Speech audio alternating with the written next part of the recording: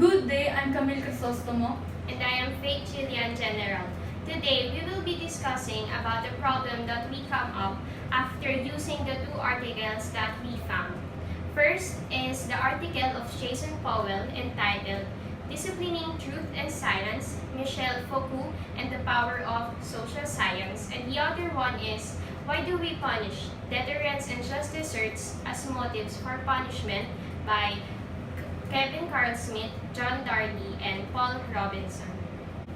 After exerting time in relating the articles we have found to the article of Michel Foucault, we have come up with the problem: torture as a way of punishment is socially unacceptable because it breaks the law of human rights. Because first, it's inhumane. It's inhumane because it causes trauma to the person who suffered, and next, it can actually cause psychological trauma and physical trauma. It's cruel.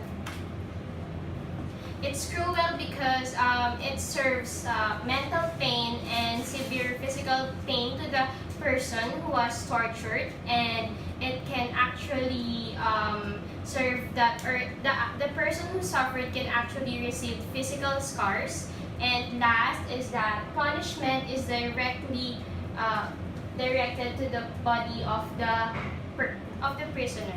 It's immoral. And it's abuse to the person by the higher authority. And it is the abuse to the power by the higher authority because in torture, showing power, the authority is being shown by the higher people. It's degrading treatment. And it's massive punishment and discrimination. Torture as a way of punishment is socially unacceptable because it breaks the law of human rights. Problem builds up because of the mindset of the government back then that torture is a way to punish the person of what he or she did, may it be grievous or brutal. It is also a way of showing authority to the society that if a person does a very bad thing to the extent of that person it deserves to actually die, they will show it to the audience or to the society. According to Foucault, it was as if the punishment was thought to equal, if not to exceed, in savagery the crime itself, to accustom the spectators to ferocity from which one wished to divert them, to show them the frequency of crime, to make the executor resemble a criminal, judges murders to reverse soul at the last moment, to make the tortured criminal an object of pity or admiration. It is not acceptable because of the fact that you cannot make a wrong decision right just by doing another wrong decision. Besides, it is already violating the rights of the person because of, torturing them. According to Jeremy Bentham, if the apparent magnitude, or rather value of the pain, be greater than the apparent magnitude or value of the pressure or good he expects to be the consequence of the act, he will be absolutely prevented from performing it. Which is wrong because there can be alternative ways of torture. Torturing the person that can lead the criminal mental pain, severe physical pain, and lastly, psychological trauma.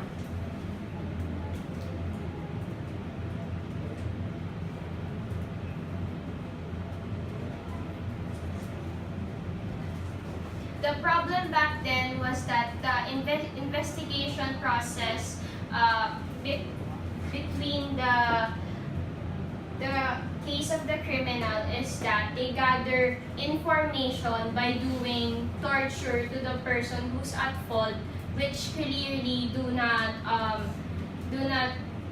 result or give them a give them an answer that would absolutely clear the case of the person who's at fault.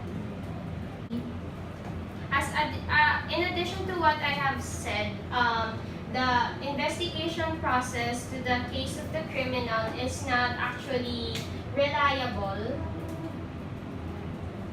because they are using torture as the way to gather information, which actually already violates the rights of the person. According to Rabino, to discover the relations of specific scientific disciplines, and particular social science practices. This can be a solution which can actually prevent from using torture because there are actually alternative ways to stop doing this, such that can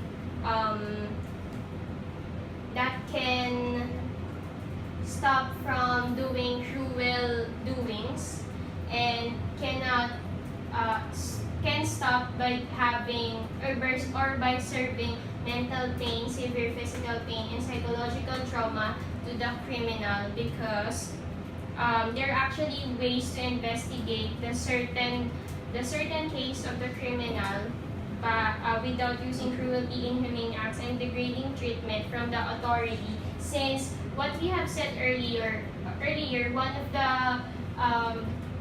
of the branches which torture is a way as a way of punishment is socially unacceptable because it's abuse to the person by the higher authority by showing the power of authority by the higher persona.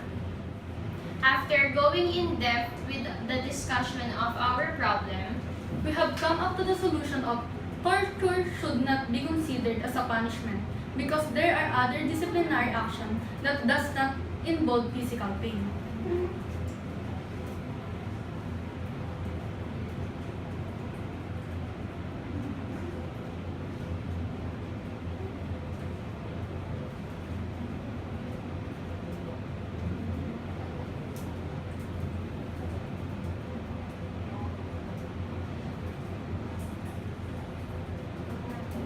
Under that, enforce existing bans on torture and cruel treatment by demarcating the legal framework sanctioning torture and cruel treatment.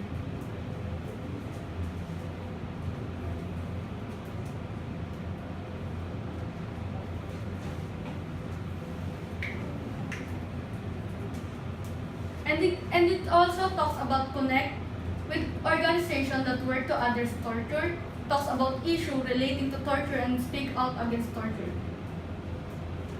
and next, we should have a society that does not promote torture as a way of punishment. Since in discussing our problem, which is torture being not socially unacceptable, the society has been, or it has been instilled in the mind of the society that torture is the only way in giving punishment to the person who committed grievous or may it be cruel crime. Alternative ways to giving punishment: imprisonment, rehabilitation, restoration, and probation. As what I have said earlier, according to Rabino, to discover the relation of specific scientific disciplines and particular social science practices, The solution that we have come up with actually does not involve physical pain because in discussing the problem that we created, it is actually important to think of the psychological experiences that would occur after the criminal had experienced torture. But then, because of the society being reminded or being informed about the torture as a way of punishment, I think that um, that situation would actually cause circumstances that the society would not be able to be awaken to the problem that torture serves serves pain, and especially physical pain, which is why the solutions that we have come up with would definitely give an enlightenment not just to the society but also to the criminals by always remembering the rights that they have. As we go on to our discussion with the problem that we have created, which is torture as a punishment,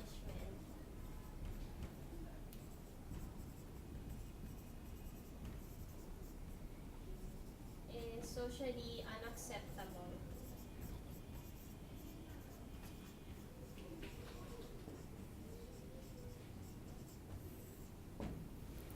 Socially unacceptable. In this day and age, several established punishments are still being used, and one of those punishments that roughly treated the person at fault. Torture of is an act which is against human rights. However, even if there will there is torture or not, crimes are still existing, and that is the one thing that people are against with, since it will continuously happen if it will not be prevented. According to Robinson's, most scholars agree that punishment is some form of necessary. They disagree on the underlying reason that makes punishment an appropriate and justified response to social norm violations. By that means, even though torture, section, and discipline, the individual who committed crime is still violates the person's being and the social norms, most importantly, the human. Right, for so many years, it has been instilled in the mind of the people that in every crime or offense committed, punishments follows. But then again, punishments still contravene to the person at fault, especially if everything went intense. The problem back then was that the investigation process is not that reliable because they're using torture to gather information to the criminal, which already is violating the human rights of a person. According to Rabino, to discover the relation of a specific scientific discipline and particular social science practices, this proves that torture is not well-founded punishment because there are Perpetrators that perpetrators would rather torture the criminal or the person who is at fault due to their satisfaction. And this statement by Rabino shows that in every torture that has been executed, not every justice information is being served. As relation to Michael Foucault's article, we have found that he stated that among so many changes, I shall consider one, the disappearance of torture as a public spectacle. Today we are rather inclined to ignore it. Perhaps it's time to give rise to too much inflated rhetoric. Perhaps it has been attributed too readily and too emphatically to process of humanization, thus dispensing with the need for the further analysis. this being said just had strengthened that torture is not socially unacceptable. With what Camille said just now, she stated that according to Foucault that torture is a public spectacle, and with that we can just already think that torture is a punishment, but then torture has become somehow fun because it's a public spectacle. Spectacle meaning a show not just for them perpetrators or for those executioners, but also to the general audience, or the people in the society. Truth be told, that victims, especially perpetrators, feel that justice to have been served because of to the perpetrators, that justice have been served because of the severe physical pain the criminal suffered. The level of magnitude or pleasure usually pushes the perpetrators to do much more than what they usually do. Torture seems to be a massive punishment, but then it is a fact that it is a public spectacle because of the satisfaction it brings and the fulfillment that aids the vexation of the victims.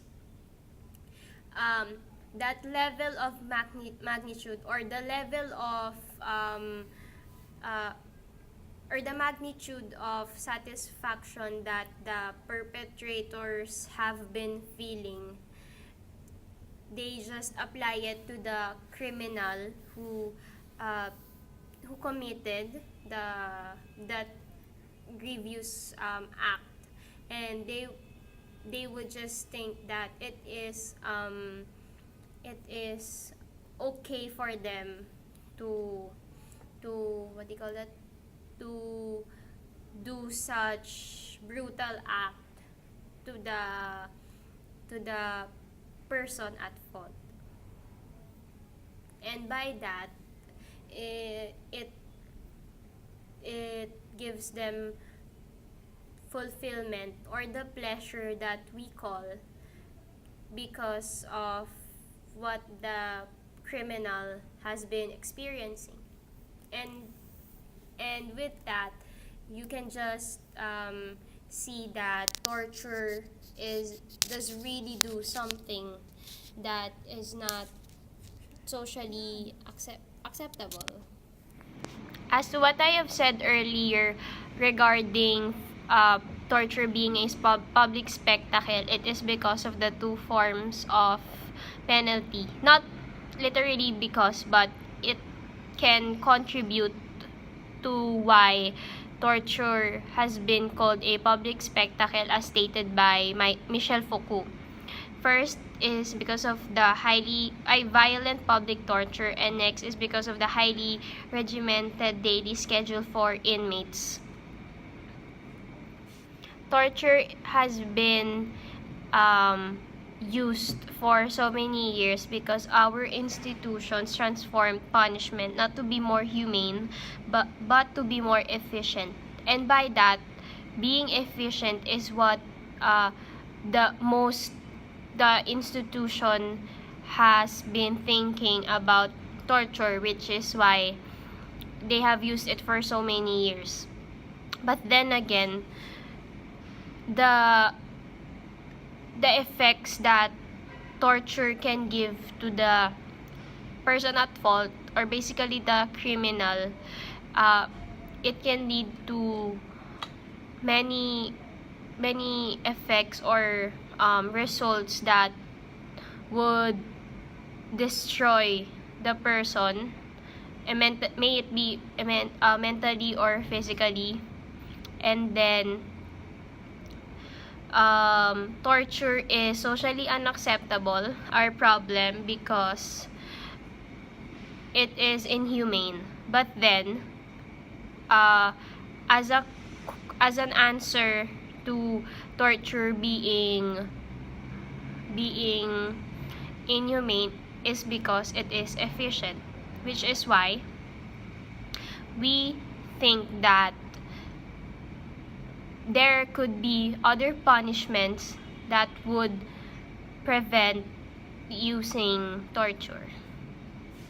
Punishment today, such as imprisonment, rehabilitation, resignation, and probation, are what has been needed and linked before.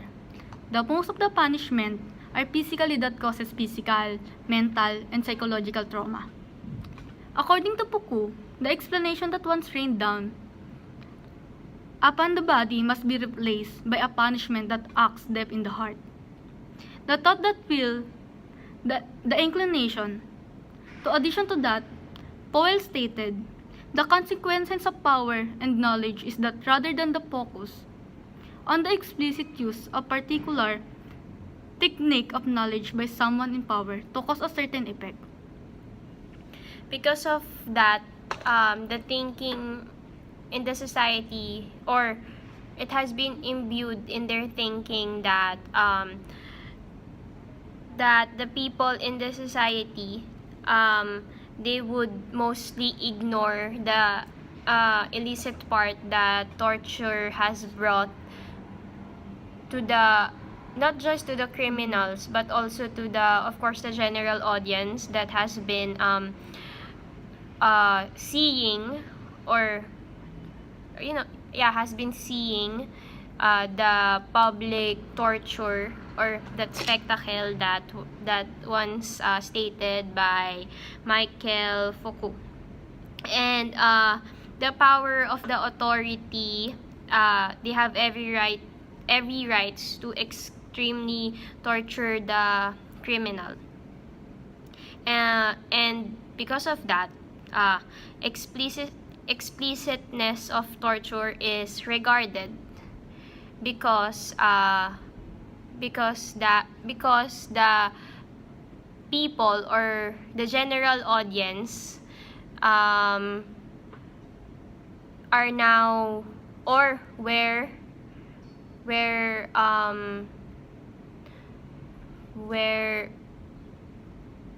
taught, or it has been implanted in their minds that they don't have to, or they must not do anything that is cruel, may it be brutal or grievous, because what they will receive after that is a torture, not just that simple torture, but that torture that will destroy every inch of their body, and of course their mental thinking as well. About the explicitness of torture being disregarded is because of the power, the power that the higher authority brings. It is also because that power is everywhere. In relation to Foucault's theory of modern power, power is wielded by people or groups by way of episodic or sovereign acts of domination or coercion, which is why torture was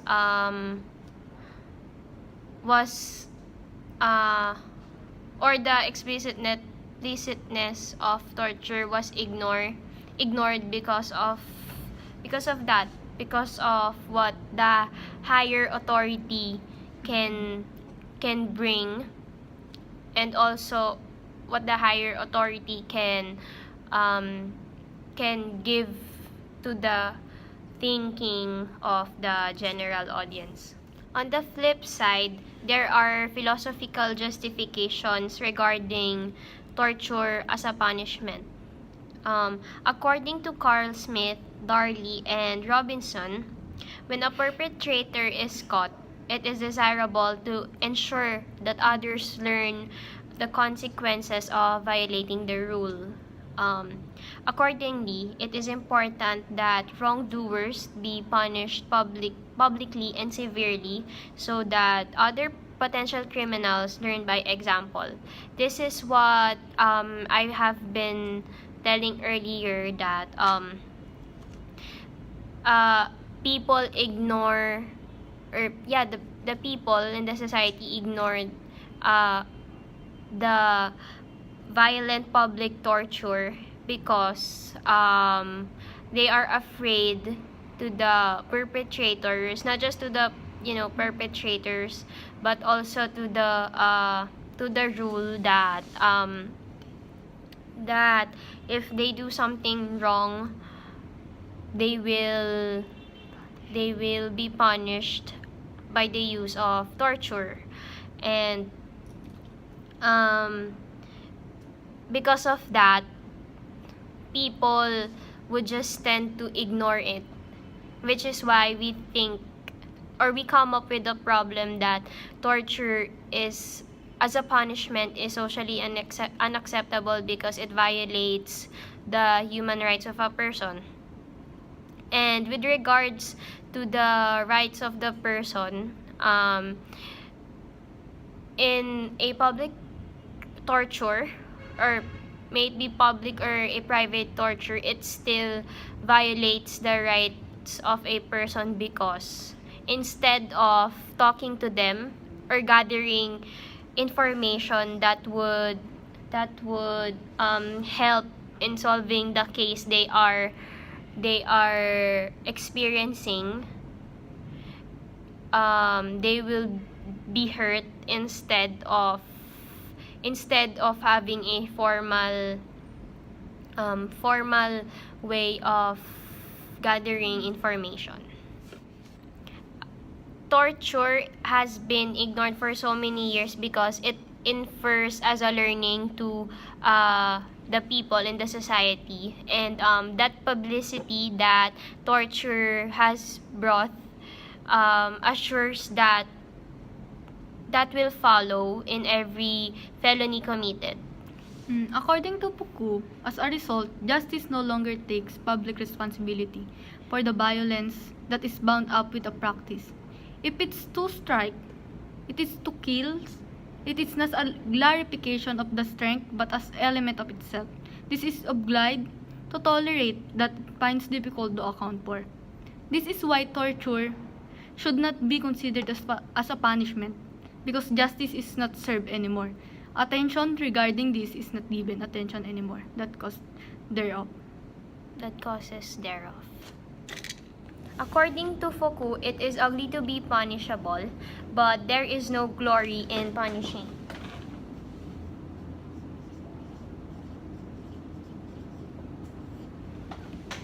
To support what Foucault had said, in the article of Carl Smith, Darley, and Robinson entitled Why Do We Punish? Justice Serves and the Deterrence as Motives, Immanuel Kant argued that punishment can never be administered merely as a means for promoting another good, and should be pronounced all over criminals proportionate to their internal wickedness.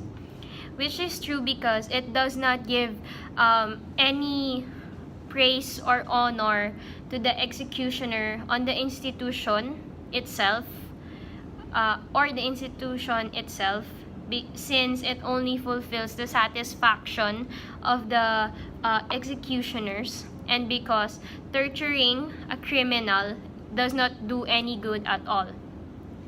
It is more of that you've already put the justice in your hands without proper judgment or investigation.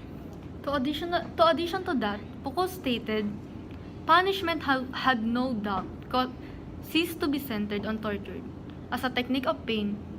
It assumed at its principal object loss of wealth or right. Violating the law does not mean you have to suffer physically or even death, because it's not solution for the problem. Torture is immoral and cruel because it violates the human rights of a person, even though that person is a criminal, or he or she still has the right to live and to be punished equally. To sum it all up, the solution that we created is torture should not be considered as punishment because there are other disciplinary actions that does not involve physical pain. It is better to discipline the person who committed a crime because it does not destroy them physically, regardless of the weight they committed. It is important that we should have a proper gathering of information from the criminal, instead of just torturing them just to in order to gather information. And we believe rather that it is better to hold the case without using torture, and just by having a formal communication with the criminal. That's all. Thank you.